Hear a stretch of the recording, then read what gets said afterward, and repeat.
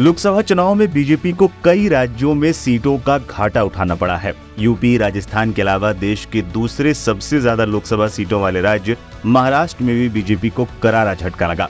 वहीं दूसरी तरफ इंडिया गठबंधन को इन तीनों ही राज्यों में बड़ा फायदा हुआ है।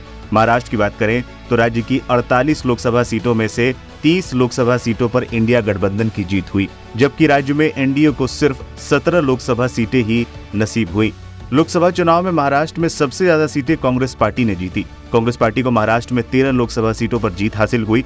उद्धव ठाकरे की पार्टी शिवसेना उद्धव बालासाहब ठाकरे ने 9 और शरद पवार की एनसीपी ने 8 सीटों पर जीत दर्ज की। पिछले चुनाव में 23 सीटें जीतने वाली बीजेपी की राज्य में ऐसी गत कैसे हुई और कांग्रेस का शानदार उदय कैसे हुआ, इसको लेकर तमाम चर्चाओं का दौर अब भी जारी है। कांग्रेस नेता सुप्रिया श्रीनेत का महाराष्ट्र लोकसभा चुनाव परिणामों को लेकर किया गया पोस्ट चर्चा का विषय बना हुआ है, जिसको लेकर मिली जुली प्रतिक्रिया सामने आ रही है। सुप्रिया श्रीनेत ने एक्स पर एक पोस्ट करते हुए आंकड़े दिखाते हुए दावा किया कि महाराष्ट्र में इंडिया गठबंधन को 31 नहीं 37 सीटें आती, लेकिन प्रकाश अंबेडकर और ओवैसी की पार्टी की वजह से एनडीए को महाराष्ट्र में फायदा हो गया। सुप्रिया ने पोस्ट में लिखा, महाराष्ट्र में प्रकाश अंबेडकर जी की वीबीए और ओवैसी जी की एआईएमआईएम ने 6 सीटें बीजेपी की झोली में डाली। इन सीटों पर जीत के अंतर से ज्यादा वोट वीबीए और एआईएमआईएम को मिले। इनमें से 1 पर कांग्रेस और 5 पर शिवसेना उद्धव ठाकरे की जीत को हार में बदलने का काम किया गया। अन्यथा महाविकास आघाड़ी की महाराष्ट्र में 48 लोकसभा सीट में से 31 नहीं 37 सीटें आती और एनडीए 17 नहीं 11 सीटों पर सिमट गई होती। यूपी में बीजेपी की संकट मोचक मायावती जी, महाराष्ट्र में प्रकाश अंबेडकर जी और ओवैसी जी। कांग्रेस नेता ने इसके साथ चुनाव परिणामों को दिखाता हुआ एक आंकड़ा भी पेश किया, जिसमें महाराष्ट्र की 6 सीटों का लेखा जोखा दिखाया गया। बता दें, सुप्रिया श्रीनेत की इस पोस्ट पर प्रतिक्रियाएं भी सामने आ रही हैं।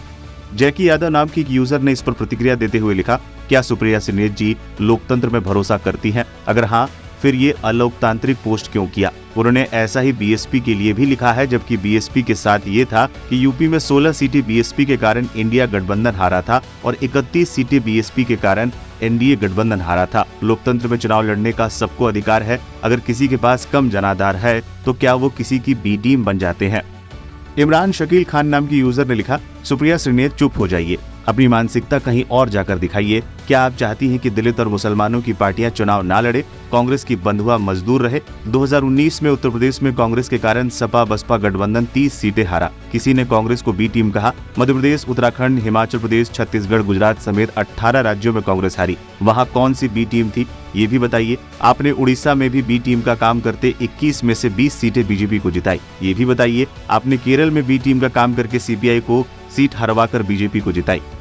अनुज नाम के एक यूजर ने लिखा, मतलब अब कांग्रेस के जिताने के लिए कोई पार्टी इलेक्शन में ही ना जाए, बाकी सारी पार्टियां कांग्रेस के आगे आत्मसमर्पण कर दे। बाकी कांग्रेस की बीजेपी से जहां सीधी लड़ाई हो, वहां कांग्रेस भले बीजेपी से हार जाए।